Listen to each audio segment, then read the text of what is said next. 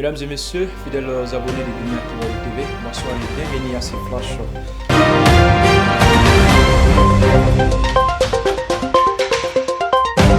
Opération internationale, le président de la transition, le colonel Assimi Goïta, chef de l'État, accorde une audience à une délégation ivoiro-togolaise. Composé de personnalités ivoiriennes et togolaises, le président de la transition, son Excellence le colonel Assimi Goïta, chef de l'État, a reçu en audience une délégation mixte, c'est-à-dire de la Côte d'Ivoire et du Togo, ce jeudi 22 décembre 2022. Il s'agit entre autres de Téné Birahima Ouattara, ministre d'État, ministre de la Défense de la République de Côte d'Ivoire, en compagnie de M. Fidel Sarasoro, directeur de cabinet du président de la République de Côte d'Ivoire, son Excellence Alassane Ouattara, et son Excellence professeur Robert Dussé, ministre des Affaires étrangères, de l'intégration régionale des Togolais de l'extérieur. C'est une rencontre qui s'inscrit dans le cadre de la fraternité liant la Côte d'Ivoire et le Mali, mais également dans le cadre de la recherche d'une issue heureuse de l'incident malheureux qui a opposé les deux pays depuis un certain temps.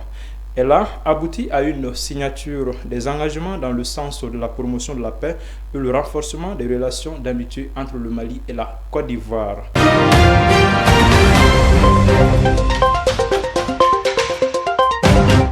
Mali, vivre ensemble. Le ministre Ouagué lance l'atelier de planification des actions prioritaires de son département.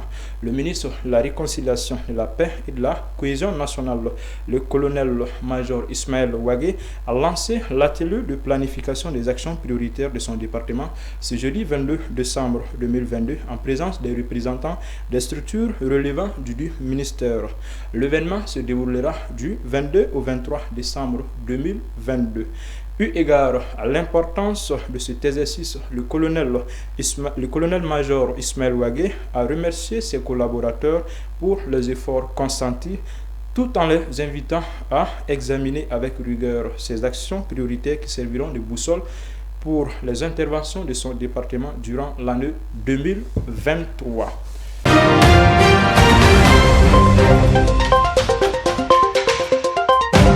Festivité de Noël. Le gouvernement du Mali déclare férieux la journée du lundi 26 décembre 2022. À l'occasion des festivités de la naissance de Jésus-Christ, le gouvernement du Mali a déclaré la journée du 26 décembre 2022 à travers un communiqué. Chômé et payé sur toute l'étendue du territoire national. L'annonce a été faite ce jeudi 22 décembre 2022 par le ministre du Travail, de la fonction publique et du dialogue social.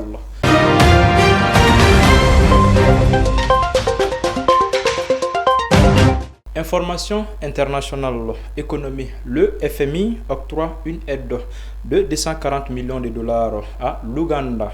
Ce mercredi 21 décembre 2022, le Fonds monétaire international FMI a accordé un financement d'environ 240 millions de dollars à l'Ouganda pour soutenir les réformes entreprises par les autorités ougandaises liées aux politiques budgétaires et monétaires, à la croissance, à l'endettement, à la résilience du secteur financier et la lutte contre la corruption.